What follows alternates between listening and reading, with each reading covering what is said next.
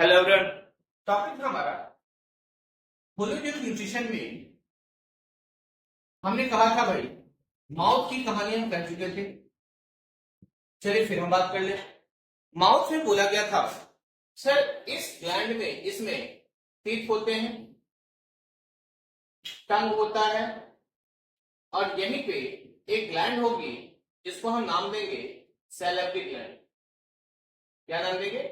Salivary gland. और इसके अंदर एक जूस पाया जाएगा जिसको हम बोलते थे सलाइवा। अरे हाँ की ना, कितनी कहानी। इस सलाइवा के अंदर जिस जूस की हम बात कर रहे हैं उस सलाइवा के अंदर एक एंजाइम पाई जाती है जिसको हम बोलते हैं सैलिवरी एमाइलेज। क्या बोलेंगे? Salivary amylase. सैलिवरी एमाइलेज का काम क्या है? ध्यान से देखिएगा क्योंकि क्वेश्चन आया हुआ है कि वो कभी क्वेश्चन आता है या फिर प्रीवियस पे क्वेश्चन आप देखेंगे तो आपसे क्वेश्चन पूछता है कि what is the role of salivary gland, what is the role of salivary amylase. Saliva किसके द्वारा सेक्रेट किया जाता है? तो ये सारी कहानी हमारे किस पे घूम फिर के आ रही है? ये सैलिवरी ग्लैंड पे। इस सलाइवा का काम है कार्बोहाइड्रेट को डाइजेस्ट करना। किसमें डाइजेस्ट करना? कार्बोहाइड्रेट को किसमें? माल्टोज में। किसमें? माल्टोज में। मतलब सीधी सी बात अगर बोलो, एनसीईआरटी लिखा है कार्बोहाइड्रेट को ब्रेक डाउन करने में इनिशिएट करता है कौन? हमारा सैलिवरी एमाइलेज। आइए भाई अब एक बार देखना, जब ये कार्बोहाइड्रेट माल्टोज में टूट गया है, ध्यान से देखिएगा, इसके बाद आता है ये फूड चला जाता है हमारे ऑसोफेगस के, मतलब एलिमेंट्री कैनाल के ऑसोफेगस में। कहा जाएगा? ऑसोफेगस में। कहा जाएगा? ऑसोफेगस। ऑसोफेगस एक ट्यूबुलर पाइप होती है, एक पाइप लाइक स्ट्रक्चर है, ट्यूबुलर स्ट्रक्चर है, ट्यूबुलर स्ट्रक्चर है जो कंप्लीट किसका बना होता है? मसल्स का। किसका बना होगा? मसल्स का। अब मसल्स की खास बात होती है कॉन्ट्रैक्शन और रिलैक्सेशन करनी। किसकी होती है? कॉन्ट्रैक्शन और एंड रिलैक्सेशन करने की। मतलब इनके अंदर एक प्रोटीन पाई जाती है जिसको हम बोलते हैं कॉन्ट्रैक्टाइल प्रोटीन। क्या बोलेंगे? Contractile protein. और इस कॉन्ट्रैक्टाइल प्रोटीन का काम होगा, इस कॉन्ट्रैक्टाइल प्रोटीन का काम होगा मसल्स को कॉन्ट्रैक्ट और रिलैक्स करवाना। और यही कॉन्ट्रैक्शन और रिलैक्सेशन आपको फूड को फॉरवर्ड डायरेक्शन में पुश करने में हेल्प करता है। जैसे अगर मैं बोलूं सर ये हमारा फूड पाइप है, ये अगर फूड यहाँ पे इंटर कर गया, इसके ऊपर के मसल्स क्या करेंगे? कॉन्ट्रैक्ट करेंगे। फूड कहाँ चला जाएगा? इसके नीचे, आगे डायरेक्शन में। अब इसके ऊपर का मसल क्या करेगा? ये क्या करेगा? रिलैक्स। इसके ऊपर का मसल क्या होगा हमारा? फिर से कॉन्ट्रैक्ट करेगा। फिर फूड कहाँ चला जाएगा? आगे डायरेक्शन में। तो इसके ऊपर का मसल क्या हो जाएगा? रिलैक्स। ऐसी कंडीशन में इस प्रोसेस को, ऐसे कंडीशन में कॉन्ट्रैक्शन और रिलैक्सेशन की वजह से फूड फॉरवर्ड डायरेक्शन में जा रही है, इसको बोलेंगे पेरिस्टाल्टिस। अरे बोलो हाँ, बोलो ना भाई, क्या दिक्कत है? आप बोल सकते हैं पेरिस्टाल्टिस। ठीक है, आइए क्या बोलेंगे सर? पेरिस्टाल्टिस। और उस मूवमेंट को हम बोलते हैं पेरिस्टाल्टिक मूवमेंट। कौन सा मूवमेंट? Peristaltic movement. मतलब एक बात समझ में आ गई कि ऐसा प्रोसेस जिसमें फुट जो है फॉरवर्ड डायरेक्शन में जा रहा होगा, जिससे हमारा मसल्स कॉन्ट्रैक्ट करता होगा, कॉन्ट्रैक्शन और रिलैक्स कर रहे होंगे, उसकी वजह से जब फुट फॉरवर्ड डायरेक्शन में जाएगा, इस प्रोसेस को बोलेंगे पेरिस्टाल्टिस। और प्रोसेस को, मूवमेंट को बोलेंगे पेरिस्टाल्टिक मूवमेंट। क्या बोलेंगे? Peristaltic movement. अब ध्यान से देखिए मुद्दा क्या है, मुद्दा ऐसा क्या, ध्यान से देखना, देखते रहना। अब जैसे ही फुट गया, जाएगा ये स्टमक में। कहा जाएगा? स्टमक। चलिए फुट कहा जाएगा? स्टमक में।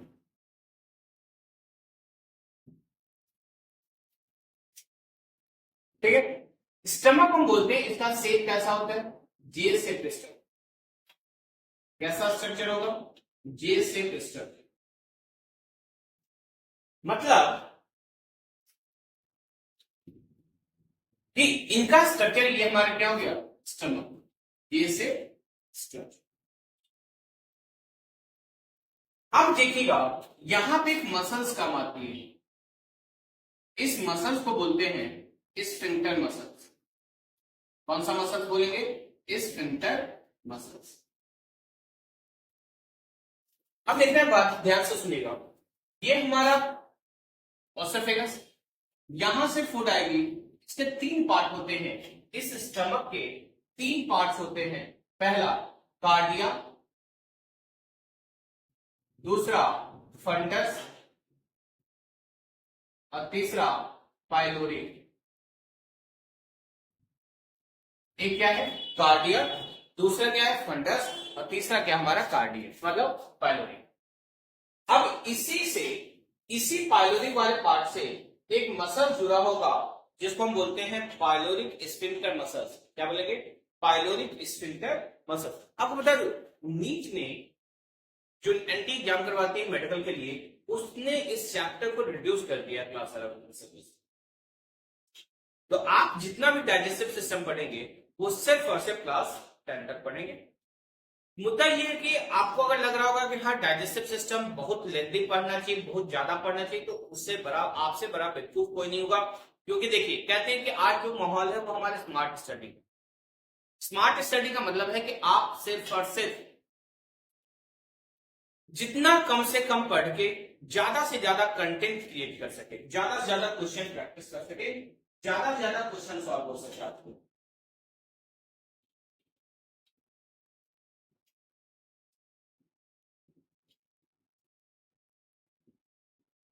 ज्यादा से ज्यादा क्वेश्चन सॉल्व हो सके, तो वो कंटेंट चाहिए आपको।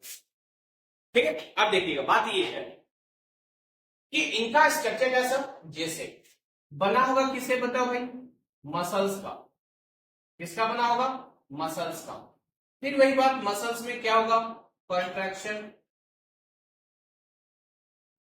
और रिलैक्सेशन। कंट्रैक्शन और रिलैक्सेशन, कंट्रैक्शन और रिलैक्सेशन। ठीक है, मतलब आप इनकी साइज इंक्रीज और डिक्रीज कर सकते। साइज की बात बताओ, साइज की बात सुनिएगा। मुद्दा क्या है कि सर आप जब कुछ खा नहीं रहे होते हैं, आपके पेट खाली होती है, तो कहते हैं ये मसाला है, मम्मी बहुत भूख लगी है, बहुत पेट देखो सुपर गया है, सिकुड़ गया है, चूहा कूद रहा है, वगैरह वगैरह लैंग्वेज यार you are busy during your hungry. जब आप भूखे हैं, ये सब फालतू फालतू वर्ड्स आप यूज करते हैं। चूहा कूद रहा है, पेट खाली हो गया, ठीक है पेट खाली है तो चलता है। अब सोचने वाली बात है सर कॉन्ट्रैक्शन रिलैक्सेशन ये भी करेगा। हाँ सर, इसकी साइज भी इंक्रीज और डिक्रीज होती है। जब आप फूड भर गया तो ज्यादा पेट की साइज बढ़ जाती है, क्योंकि ये कॉन्ट्रैक्टाइल होता है। मतलब कॉन्ट्रैक्टाइल का मतलब कॉन्ट्रैक्टेबल होता है। मतलब ये आप बोल सकते हैं कि ये कॉन्ट्रैक्ट कर सकता है, कभी रिलैक्स कर सकता है, फैल सकता है। मतलब नॉर्मली अपने साइज से कभी बड़ा साइज छोटा होता है। इस स्टमक के अंदर एक ग्लैंड पाई जाती है, नाम है गैस्ट्रिक ग्लैंड। कौन सा ग्लैंड है? Gastric gland. क्वेश्चन आता है, क्वेश्चन आया हुआ है, इस गैस्ट्रिक ग्लैंड के अंदर एक जूस पाया जाएगा, नाम है गैस्ट्रिक जूस। क्या नाम है? Gastric juice. और इस जूस में 3 तरह के सब्सटेंस पाए जाएंगे। एक होगा HCl, दूसरा होगा म्यूकस और तीसरा होगा पेप्सिन। तीसरा होगा पेप्सिन। पहला म्यूकस, दूसरा HCl, तीसरा पेप्सिन। आ जाओ भाई, अगर मैं इन सब की बात करूं, क्योंकि सबका एक इंपॉर्टेंट रोल है डाइजेशन में। आप अगर सोच रहे होंगे कि सर HCl क्या करेंगे, और सबसे पहले बता दूं, ये जो HCl है ये हमारा कॉन्सेंट्रेटेड फॉर्म में होता है। किस फॉर्म में होगा? कॉन्सेंट्रेटेड फॉर्म में होंगे, डाइल्यूट नहीं होता। किस फॉर्म में होगा? कॉन्सेंट्रेटेड फॉर्म में होंगे। तो अगर कॉन्सेंट्रेटेड है तो इसका अपना एक इंपॉर्टेंट रोल है। ठीक है, आइए, तो इसका काम होता है, ध्यान से देखना भी, इनका काम होगा HCl का। HCl का काम होगा पहली बात killing of germs. Killing of germs, germs को मारना सबसे पहला काम है। अब कहेंगे सर कैसे? हम इतना फास्ट फूड, इतना अच्छा खाना खाते हैं, इतना प्रोटेक्टिव वे में खाना खाते हैं, फिर भी सर आपने माइक्रोब्स को नहीं देखा है, आप माइक्रोऑर्गेनिज्म को नहीं देख पाते। कुछ कुछ ऐसे माइक्रोऑर्गेनिज्म होते हैं जो हमेशा फूड के कांटेक्ट में रहते हैं और आपको उस फूड के आसपास रहते हैं और आपको पता भी नहीं चलता। ठीक है, तो कहने का मतलब समझ रहे हैं क्या? मैं समझना चाह रहा हूं, मैं बताना चाह रहा हूं कि आपके पास जो फूड है, जो HCl का काम है, उनका काम है, पहला काम जो प्राइमरी फंक्शन होगा वो है किलिंग ऑफ जर्म्स। दूसरा क्या है, ध्यान से देखिए, दूसरा है कि अगर ये HCl नहीं है ना तो पेप्सिन कभी एक्टिव नहीं हो पाएगा। सबसे बड़ी बात, ये जो पेप्सिन है इसको हम एक्टिव फॉर्म मानते हैं। आपके सवाल दिमाग में सवाल आ रहा होगा, सर ये एक्टिव है तो इनएक्टिव फॉर्म कौन सा होगा? नाम है पेप्सिनोजेन। क्या नाम है? पेप्सिनोजेन, जो हमारा इनएक्टिव फॉर्म। क्या है? Inactive form. मतलब पेप्सिनोजेन किसमें कन्वर्ट हो गया? पेप्सिन में। पेप्सिनोजेन किसमें कन्वर्ट होगा? पेप्सिन में। पेप्सिन में। और ये पेप्सिन एक्टिव फॉर्म है। अब ये जाके जब एक्टिव हुआ है तब जाके हमारा ये डाइजेशन स्टार्ट होगा। तो इसको एक्टिवेट करने का काम कौन करेगा? HCl। तो एनसीईआरटी ने एक लाइन लिखा है, facilitate the function of enzyme pepsin. ये वर्ड लिखा एनसीईआरटी ने।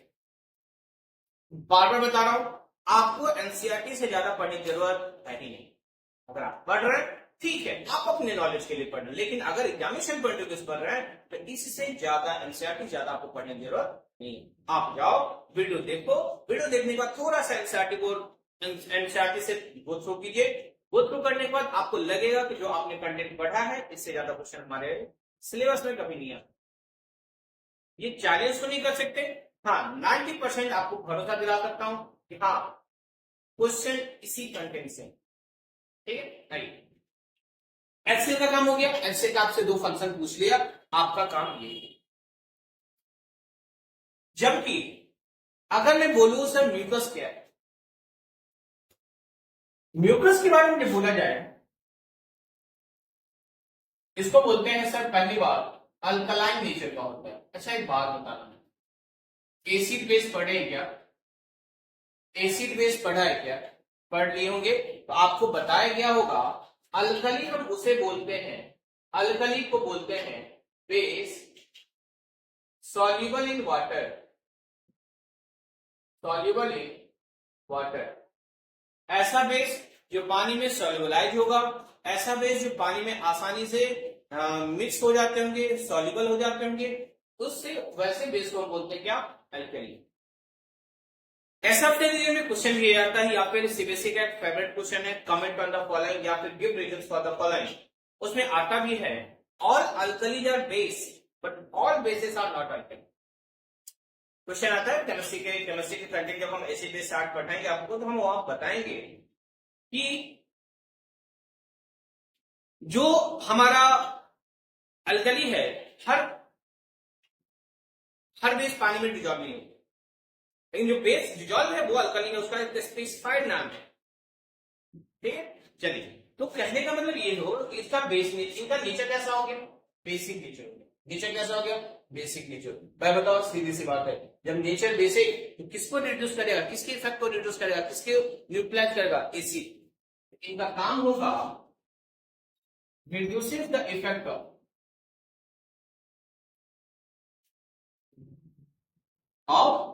acid HCl। HCl के इफेक्ट को रिड्यूस करने का काम किसका होगा? किसका होगा? अल्कली का। इसीलिए तो म्यूकस का एक लेयर बना होता है हमारे स्टमक के इनर वॉल। म्यूकस के स्टमक के इनर वॉल पे एक म्यूकस का लेयर होता है जो जो जो जो जो एसिड के इफेक्ट को रिड्यूस करके बैठा होता है। इसको एसिड के इफेक्ट।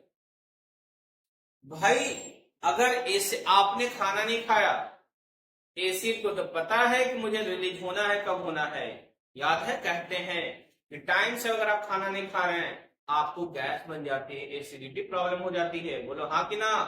सही बात बोलते हैं। वो रीजन किसकी वजह से? HCl बैठा है वहां पे। बस को पता है किस टाइम पे आप खाना खाएंगे तो HCl रिलीज होने वाला है। लेकिन आपने खाना नहीं खाया, एसिड रिलीज हो गया।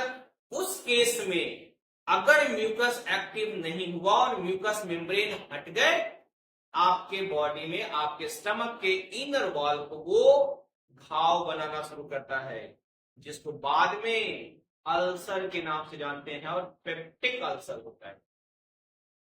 ठीक है, आगे भाई। तो पहला काम है एसिड के इफेक्ट को कम कर। ठीक है, आइए। इसके बाद आता है सर हमारा पेप्सिन। जबकि आपको मैं बता दूं, ये जो पेप्सिन है एक्टिव फॉर्म है, मतलब तो सर इसका एक इनएक्टिव फॉर्म भी होगा। उस इनएक्टिव फॉर्म को हम बोलते हैं पेप्सिनोजेन। क्या बोलेंगे? पेप्सिनोजेन। इस इनएक्टिव फॉर्म को क्या बोलेंगे? पेप्सिनोजेन। ध्यान से देखना भाई, अब होता क्या है, ये कहीं से HCl आएगा, कहीं से HCl आएगा, क्यों? कहीं से पेप्स में है। इस पेप्सिनोजेन को किसमें कन्वर्ट कर देगा? पेप्सिन में। तब जाके पेप्सिन प्रोटीन को डाइजेस्ट करेगा। किसको डाइजेस्ट करेगा? प्रोटीन को डाइजेस्ट करेगा पेप्टोन्स में। किसमें? पेप्टोन्स में। ध्यान देने वाली बात, ये पूरी तरह से डाइजेशन नहीं हुआ है। पूरी तरह से डाइजेशन होने का मतलब है कि वो आपके बॉडी में पूरी तरह से एब्जॉर्ब हो जाएंगे, तब जाके एसिमुलेशन होगा।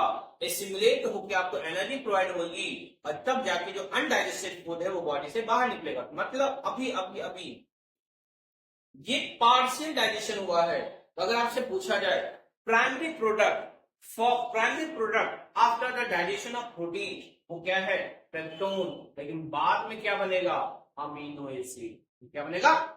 Amino acid. ठीक है भाई, समझ में ये बात? क्या देखना, तो कहता है कि आप अगर पेप्सिनोजेन पेप्सिन में एक्टिव हो गया, इसका मतलब प्रोटीन का डाइजेशन शुरू हो गया। अगर ये पेप्सिन एक्टिव नहीं हुआ है, इसका मतलब HCl नहीं है, और जब HCl नहीं है तो प्रोटीन का डाइजेशन नहीं हुआ। तो डायरेक्टली रिलेशन है कि अगर आपके बॉडी में HCl नहीं है, आपके स्टमक में HCl कंटेंट नहीं है, तो क्या होगा?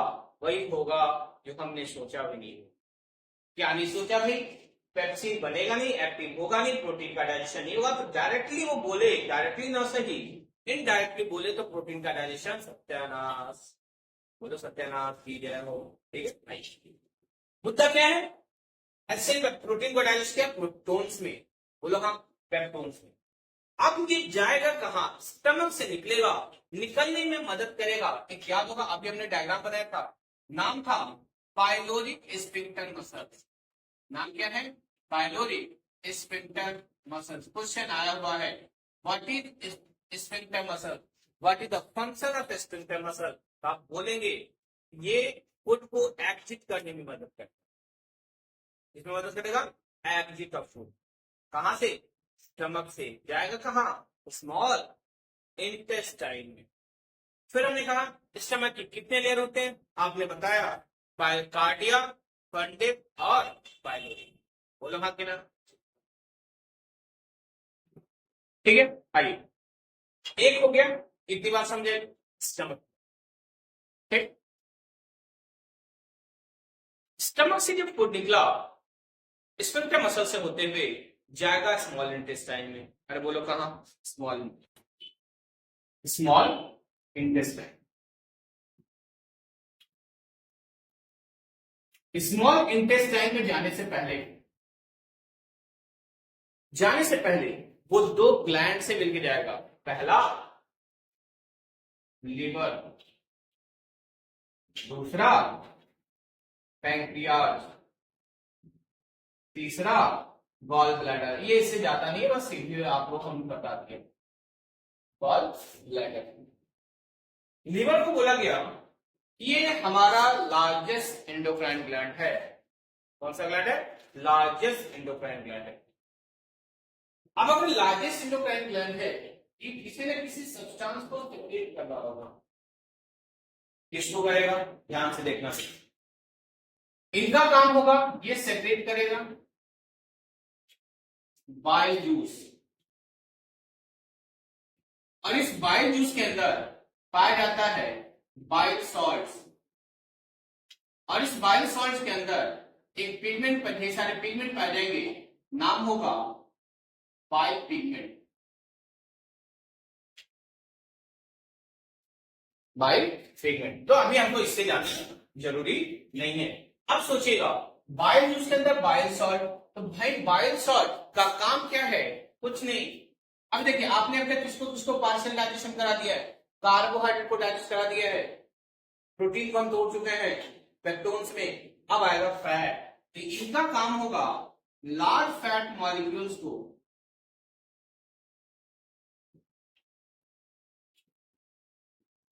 स्मॉल फैट मॉलिक्यूल्स में चेंज करना, स्मॉल फैट मॉलिक्यूल्स में चेंज करना, और इस प्रोसेस को बोलते हैं इमल्सिफिकेशन। क्या बोलेंगे? इमल्सिफिकेशन। और ये जो फैट्स है, जो स्मॉल फैट्स है, इसको बोलते हैं इमल्सिफाइड फैट्स। क्या बोलेंगे? Emulsified fats. तो large fat molecules small fat molecules में चेंज हो गया, इस प्रोसेस को बोलेंगे क्या? इमल्सिफिकेशन। क्वेश्चन आया होगा यहां से, व्हाट इज इमल्सिफिकेशन? क्वेश्चन आया होगा यहां से कि बाइल जूस कोई एंजाइम नहीं है, फिर भी ये डाइजेशन में हेल्प कैसे करता है? आप बोलेंगे बाइल जूस के अंदर बाइल सॉल्ट्स पाई जाती है, जिनका काम है फैट को डाइजेस्ट करना। मतलब डाइजेस्ट नहीं, कंप्लीट डाइजेशन नहीं, पार्शियल डाइजेशन करना। क्या करना सर? पार्शियल डाइजेशन करना। क्या करना बोलो भाई? Partial digestion. अरे हाँ, देखिए जैसी प्रोसेस हो गया, फैट का डाइजेशन किसमें हो गया? लार्ज फैट मॉलिक्यूल जो हम खा के आ रहे थे वो किसमें कन्वर्ट हो गए? स्मॉल फैट में। भाई दूसरा ग्लैंड है, इसको हम हेट्रोक्राइन ग्लैंड के नाम से जानते हैं। किन से नाम से? किस नाम से? हेट्रोक्राइन ग्लैंड के नाम से।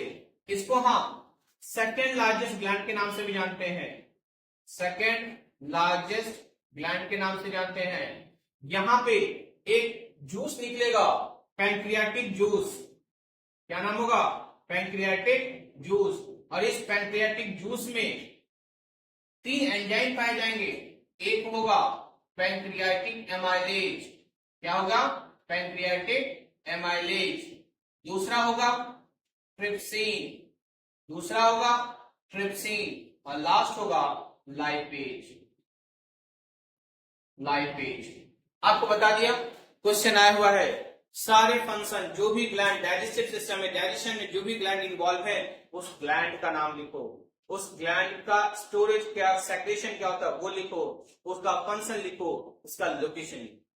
ठीक है? तो आज हमने क्या पढ़ लिया? माउथ हमने पढ़ लिया, ऑसोफेगस हमने पढ़ लिया, आपसे स्टमक हमने पढ़ लिया, लीवर हमने पढ़ लिया, पैंक्रियाज। हम पैंक्रियाज को हम इनके एंजाइम तक रख रहे हैं। कल हम फिर मिलेंगे तो इसके आगे इनका फंक्शन। ठीक है? तब तक के लिए थैंक यू।